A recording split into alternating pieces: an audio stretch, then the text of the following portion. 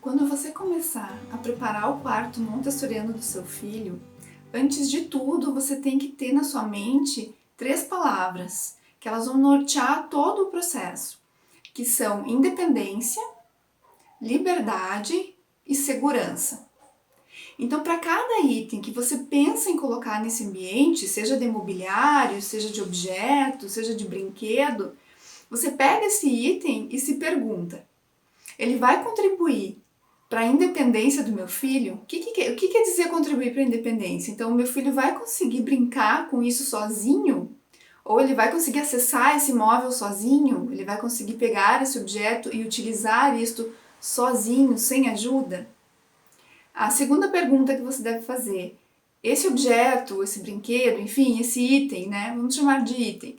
Esse item é seguro? É seguro para o meu filho?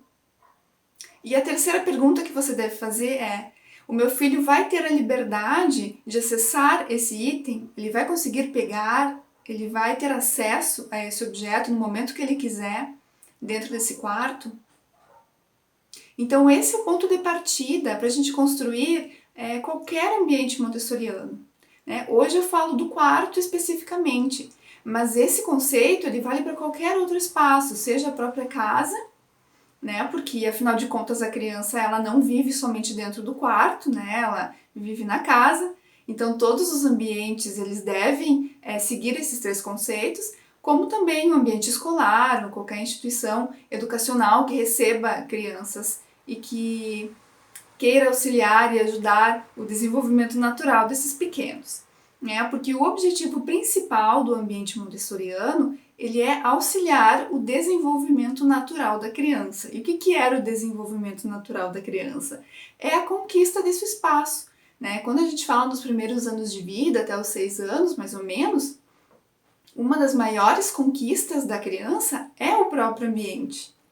É conseguir movimentar-se sozinha por esse ambiente, é ela conseguir realizar atividades simples e do cotidiano sozinha, né, sem a ajuda de um adulto o tempo todo, né? Então essa independência física que acontece na criança, ela é uma independência, a criança torna-se independente do adulto e o ambiente preparado é muito importante no decorrer desse processo.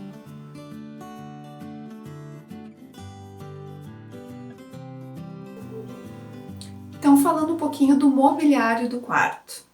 Quando a gente fala em móveis para quarto de criança em Montessori, a gente tem que ter em mente que esses móveis eles devem ser o mais perto possível do tamanho da criança. E por quê? Para que ela consiga mover esses móveis sozinha e consiga utilizá-los, manuseá-los, por exemplo, uma cadeira, que ela consiga sentar-se sozinha, levantar-se sozinha, para que ela consiga transportar essa cadeira dentro do espaço. Então deve ser um móvel leve e do tamanho próximo ao tamanho da criança. É importante também que esses móveis eles sejam mais parecidos com o real, né? Então com móveis que a gente tem em casa mesmo, como se fosse uma miniatura do que essa criança ela vê em casa. Então, os traços da cadeira, da mesinha, que sejam linhas simples e que sejam próximos ao real, né? Hoje a gente tem muitos móveis no mercado mais lúdicos, né? Mas a criança até os 6 anos, ela ainda não consegue diferenciar muito bem o que é o real do que é imaginário. Então, sempre que possível, a gente tem que dar preferência em apresentar para ela objetos reais, né? Para que ela comece a entender essa diferenciação. Claro que o guarda-roupas, por exemplo, a gente não vai conseguir fazê-lo do tamanho da criança, né? Fica um pouco menos acessível, né? Digamos assim. Mas uma opção que a gente tem seria colocar as araras. Uma arara bem baixinha, né? Que a criança consiga alcançar com a mãozinha e que tenha disponível ali algumas peças de roupas, também não muitas, né? Umas 3 ou 4 peças, um casaco, uma camiseta, uma bermuda, uma calça e 1 ou 2 pares de calçado, para que ela comece a despertar, né? Isso vai acontecer por volta dos 2 anos e meio, 3 anos, ela comece a despertar essa vontade dela vestir-se sozinha e de ela calçar o sapatinho sozinha, né, que também vai colaborando para todo esse processo de independência da criança. Falando um pouquinho agora na cama, ela dá autonomia para a criança subir e descer com segurança. Então, o ideal é que essa cama seja o mais baixo possível, né? Então, às vezes, muita gente usa, eu inclusive usei pessoalmente com o meu segundo filho, apenas o colchão no chão, né? Então, pode ter um tapetinho embaixo, dependendo do piso que você tenha, da região onde você mora, se é mais frio. Pode ter, então, um isolamento desse piso embaixo do colchão e simplesmente o colchão apoiado nesse tapete, né? Isso já seria uma cama montessoriana, né? Porque ela está cumprindo o papel de dar autonomia para a criança, de subir e descer quando ela quiser, com segurança, né? Então, é isso que a gente tem que ter em mente quando pensa na cama montessoriana. Conheça a criança que você tem em casa, né? Conheça seu filho, conhecer no sentido de saber, de ter esse olhar e essa observação mais científica e mais profunda a respeito das habilidades que ele já tem. Então, o que ele já consegue fazer com segurança? O que ele já aprendeu? Né? Porque muitas vezes o que eu estou falando a respeito da cama pode já não fazer mais sentido para o seu filho. Não, ele já sabe, ele já consegue subir e descer. Então, ok, coloca uma cama padrão. Né? Mas se ele ainda não sabe fazer ainda não tem essa autonomia, então coloque a cama auxiliar, ou o colchão no chão, ou a cama casinha, como queira, né? Desde que este móvel possibilite então a independência e a autonomia da criança.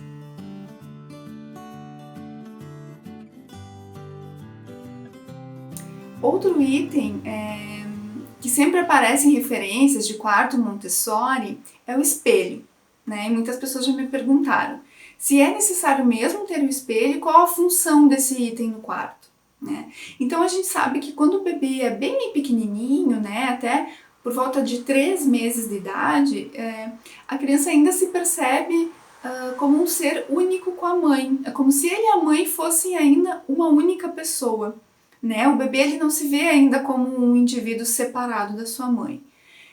Quando a gente coloca essa criança exposta a um espelho, onde ele consegue se ver, consegue ver o seu reflexo, consegue ver o reflexo também de outros objetos e até da própria mãe, do próprio cuidador, adulto, né? Enfim, essa criança começa a se perceber então como um indivíduo separado da mãe, né? E nesse processo o espelho é de grande ajuda. Além disso, também para estimular o movimento. Então a criança estica o bracinho, ela quer tocar no espelho, ela quer pegar, ela começa a tentar se movimentar em direção ao espelho. Então é um bom estímulo ao desenvolvimento, né? O que a gente tem que tomar cuidado do espelho é tentar não colocá-lo próximo à cama, né, onde essa criança dorme. Não é interessante a criança dormir com o espelho voltado para si, né? Nem criança nem adultos, né? Porque o espelho ele duplica.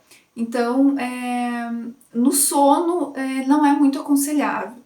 Então, o ideal é colocar o espelho fixado baixo, né? Bem baixinho, próximo ao chão, que não reflita a cama, mas que na frente dele seja colocado um tapete ou um colchonete onde essa criança pode ser deitada, né? Porque o bebê ainda deitado, ele vai ter esse estímulo de olhar para o espelho, talvez de rolar, talvez de querer tocar, né? Então, estímulo ao movimento. E também algumas pessoas usam, e é interessante, colocar uma barra em frente a esse espelho, porque quando a criança tiver o impulso de levantar-se, então ela já vai ter esse apoio, né? Ela vai conseguir apoiar as mãozinhas e então se levantar.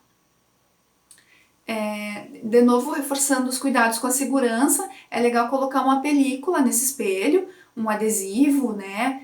Para que se no caso de quebrar, então ele não espedaçar, né? Então os pedacinhos ficariam presos nessa película, né? Então é importante ter esse tipo de cuidado e deixar ele bem fixado na parede, né? Assim como a barra.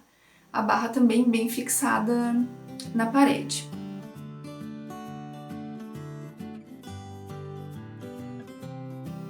As cores no quarto, né?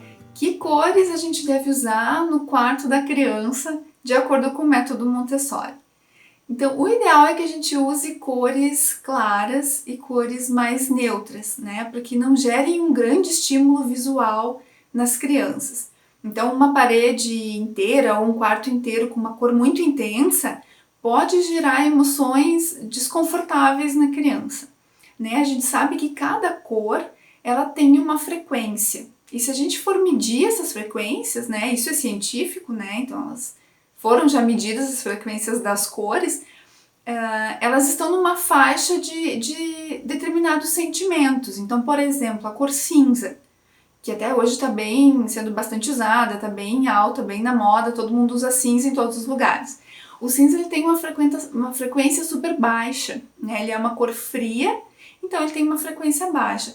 Essas frequências mais baixas, elas tendem a despertar emoções de tristeza, de melancolia, né? Então não é indicado esse tipo de cor no quarto infantil, né? Nem mesmo no quarto de adulto, assim, né?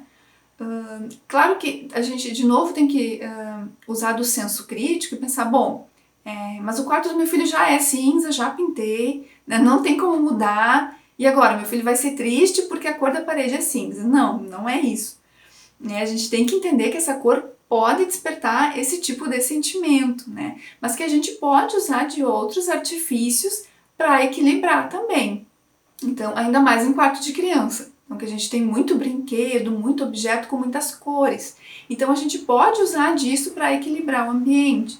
A roupa de cama a gente pode usar mais colorida, mais divertida, né, com várias outras formas, com texturas, né, com mais tecido, enfim. A gente pode tornar esse ambiente mais aconchegante em outros itens que não seja a própria cor da parede, né?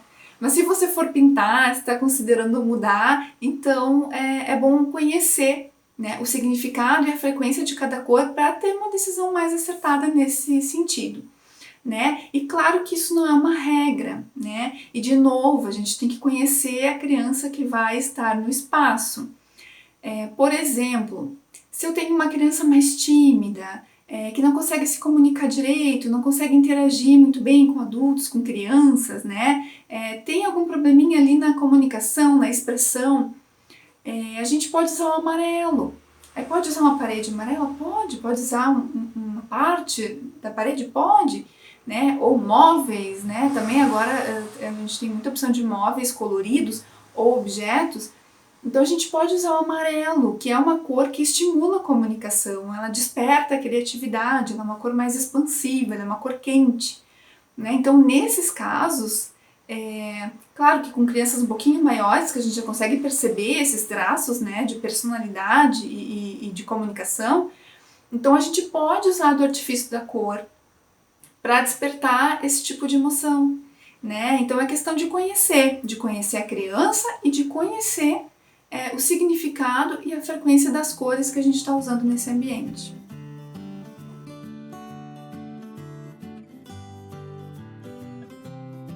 Os quadros e as gravuras. É interessante usar? Sim, é interessante usar. Desde que sejam fixados na altura dos olhos da criança. De nada adianta, então, eu ter um quadro, uma gravura fixada lá em cima na parede, onde a criança não vai conseguir alcançar, né, com a sua visão. Então, pendurar baixinho mesmo, onde elas têm esse alcance. Até com crianças que ainda não caminham, com bebês que engatinham, a gente pode fixar esse tipo de material no chão mesmo, com uma fita, né, onde ela vai ter esse contato visual. Também pode ser um estímulo para o movimento. Mas mais do que para o movimento, esse tipo de recurso ele é um estímulo para a linguagem. Então é importante que a gente use, de novo, elementos reais. É interessante usar, pode ser ilustração, não precisa ser uma foto, né, um registro fotográfico. Pode ser uma ilustração, mas que seja o mais próximo possível do real. E de objetos e elementos que façam parte do cotidiano dessa criança. Então, por exemplo, imagem de frutas, de alimentos, de paisagens, elementos da natureza e tudo que faz parte desse cotidiano, né, da criança. Porque no momento que a criança vai despertando para isso, a gente vai conversando e a gente vai nomeando esses objetos, a gente está estimulando e ajudando essa criança a desenvolver a sua linguagem, a sua comunicação. Então é interessante sim usar no quarto. Isso também vale para a sala de aula, né? Salas de aula montessorianas têm gravuras espalhadas por toda a sala, na altura dos olhos das crianças, né? E posicionadas em lugares estratégicos, né? Onde tem mais esse campo de visão. E também reproduções de obras de arte também pode ser usado, talvez com crianças já um pouquinho maiores, que já se comunicam, né? Por exemplo. Não que não possa ser usado com bebês também. Mas não que elas vão entender de arte, né? Vão olhar uma obra, identificar o autor, né? Ou, enfim, o estilo da pintura, não. Mas elas já vão começar a se familiarizar com esse tipo de expressão artística. Então é importante e é bem indicado usar quadros e imagens e gravuras nos quartos das crianças.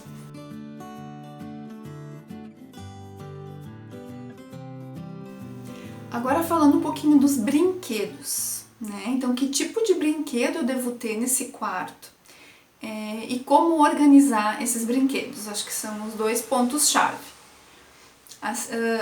Falando em brinquedo, o que a gente deve ter em mente? A gente deve evitar, é difícil, né? Mas a gente pode tentar evitar esse tipo de brinquedo que tem muitos estímulos ao mesmo tempo. Então, esses brinquedos que tocam uma música, que piscam a luz, que giram, se movimentam, que tem várias texturas, né? Que querem estimular a criança em todos os sentidos, né? Com 5 sentidos e mais um pouco. Na verdade, eles podem causar uma certa confusão na criança e até às vezes uma certa irritação, agitação, né? Muitas vezes a gente vê crianças muito pequenas, quando a gente liga um brinquedo desse que começa a girar, pular, piscar, tocar, a criança às vezes até chora, né? Então causa um desconforto porque é muito estímulo ao mesmo tempo. E a criança ela consegue se focar melhor numa atividade, se concentrar e observar quando essa atividade, esse brinquedo, ele trabalha um sentido só. Então, por exemplo, um brinquedo musical, ele vai ter um estímulo sonoro apenas.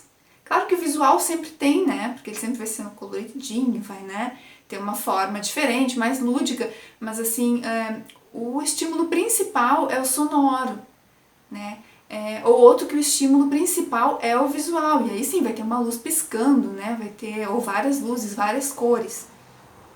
Ou vai ser um estímulo de movimento, então é um brinquedo que tu empurra ou aperta o botão e ele anda, enfim.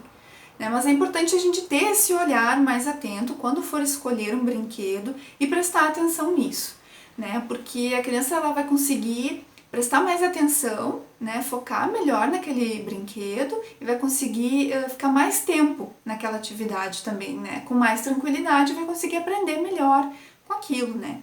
Do que um brinquedo que faça tudo ao mesmo tempo, né? Questão de organização. Primeiro, de quantidade. Né? É importante que a gente não tenha muitos brinquedos no quarto disponíveis de uma vez só. Né? A gente sabe que hoje as crianças têm bastante opção de brinquedo, ganham muito brinquedo, tem muito brinquedo.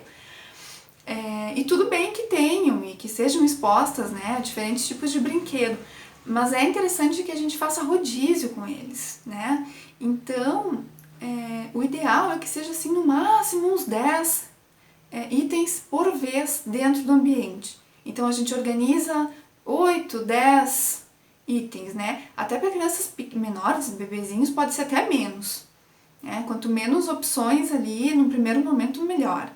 Então a gente vai deixar esses brinquedos expostos de uma maneira que as crianças enxerguem, né? Tenham um contato visual e tenham acesso a esses brinquedos. Então eles precisam estar no móvel baixo, né? Onde elas consigam pegar, brincar e depois guardar, né? Claro que esse movimento do pegar e do guardar, isso é com o tempo eles vão aprendendo, mas o objetivo é esse, é que elas consigam pegar e depois devolver para o mesmo lugar. Então é importante que eles estejam posicionados de uma forma que atraiam a criança visualmente, que sejam fáceis de pegar, acessíveis, né? E também fáceis de devolver para o mesmo lugar. É importante que eles tenham um lugar, então cada brinquedo ele tem o seu lugar. A ordem é muito importante para a criança nessa faixa, principalmente dos 2,5 aos 3 anos, porque elas estão no período sensível da ordem, né? O que é isso? É uma fase do desenvolvimento onde elas estão mais predispostas a isso, a ordem, a organizar, a ordenar.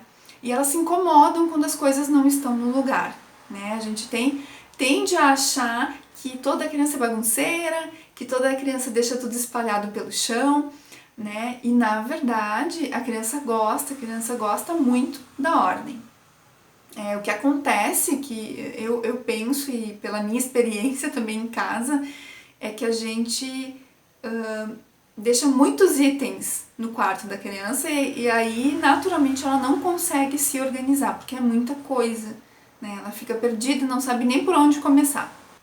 Então o segredo é deixar poucos itens, né? E quais itens, né? Você deve estar pensando, isso também vai depender da criança, então você tem que observar os interesses dela naquele momento. Então agora ela está gostando, né? Nesse momento, nesses últimos meses, dias, semanas, ela está gostando muito de jogos ou de blocos de montar, enfim. Então você deixa esse tipo de material disponível, de brinquedo. Depois que você vê que perdeu o interesse, substitui. Então faz o rodízio, retira esses e coloca outros, né? E assim vai fluindo, né? O ambiente fica sempre organizado, ordenado, né? E a criança sempre tem interesse pelo que está ali, né? Porque de tempos em tempos esses brinquedos são renovados. Uma coisa que é bem importante a gente entender, principalmente quando se fala de objetos, né, de brinquedos, é que tudo que estiver no quarto ou no ambiente que for, né, que você estiver trabalhando, na sala de aula, em outro ambiente da casa, tudo que estiver ali deve ser permitido que a criança manipule. Então, não adianta eu deixar um objeto que ela não pode mexer, por exemplo, né, porque vai gerar uma frustração. Então, ela vai querer pegar, ela vai querer o acesso e a gente vai dizer, não, esse você não pode mexer, né? Então, nesses casos, a gente tira o objeto do ambiente, né? Então, só permanece no espaço o que a criança pode ter acesso.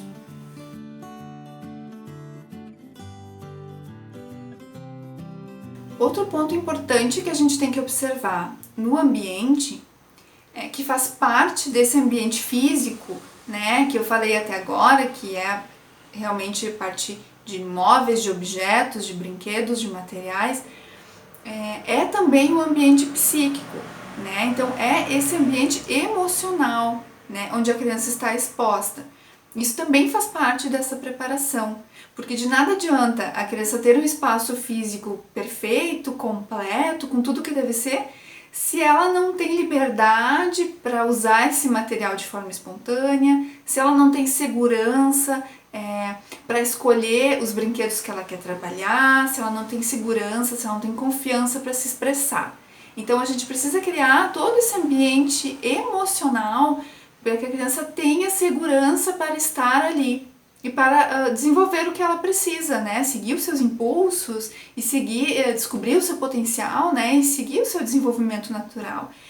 Então, isso também faz parte da preparação do ambiente, né? E essa questão tem muito a ver com a nossa preparação pessoal, o nosso desenvolvimento também pessoal, como adultos, né? Então, não adianta a criança ter o quarto montessoriano, mas ouvir gritos, né? Ser toda hora castigada, ser toda hora repreendida, né? Então, de nada adianta, não vai se cumprir o objetivo. Né? Então, a nossa preparação como adultos para estar nesse ambiente, né, e para promover esse ambiente para a criança também é muito importante, né? Eu acho que é o mais importante, né? E isso é tema para um vídeo inteiro. Então, em outro momento, eu falo sobre essa preparação, né, do adulto, da mãe, do pai, do cuidador, do professor, para estar nesse ambiente, para se relacionar com essa criança, para se relacionar também com esse ambiente e também consigo mesmo, né? Então a preparação do adulto não é um trabalho fácil, mas é um trabalho muito bonito de autoconhecimento mesmo e de desenvolvimento pessoal, né? Mas a gente tem que saber que, só para início de conversa, a gente tem que saber que nós somos o modelo da criança e que nós estamos sendo observadas o tempo inteiro, né? Então as nossas ações, a maneira como a gente vai se movimentar nesse ambiente, a maneira como a gente transporta os móveis, a maneira como a gente pega um brinquedo, como a gente guarda, tudo está sendo observado pela criança, a maneira como a gente fala, o tom de voz, né? Então tudo está sendo observado e tudo faz parte desse ambiente também emocional, né? Porque a mente da criança ela funciona diferente da nossa. Então até os 6 anos a Maria Montessori chamou de mente absorvente da criança. Então o que é a mente absorvente? Ela absorve todo o ambiente que está à sua volta.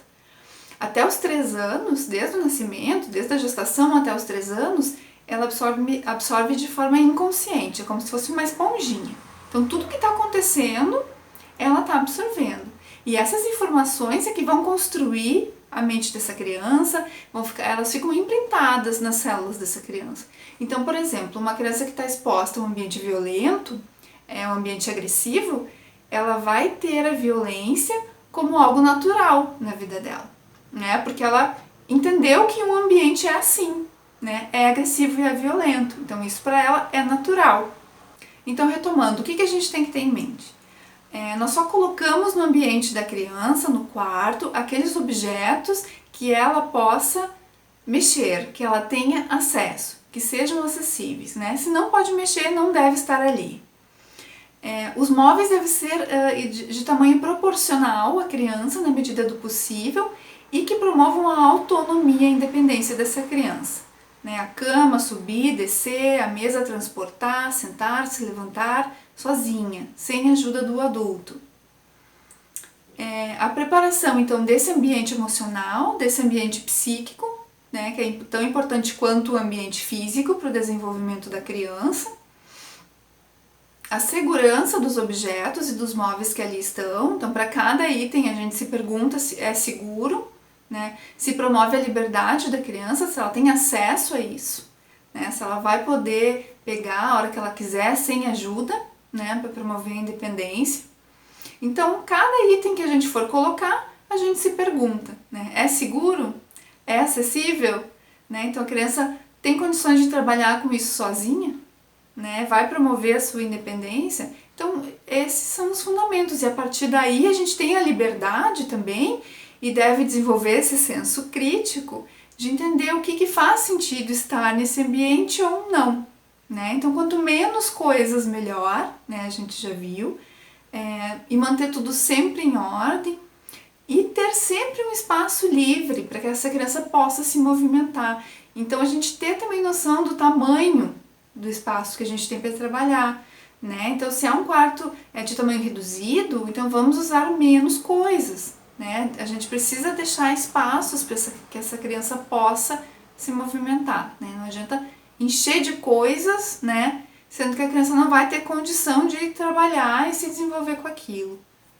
Então é isso. Se você tiver qualquer dúvida, qualquer questão a respeito do ambiente, a respeito do quarto montessoriano, eu te convido a deixar a sua dúvida aqui nos comentários, ou também pode me enviar por e-mail, por mensagens privadas, que eu vou fazer o possível para te responder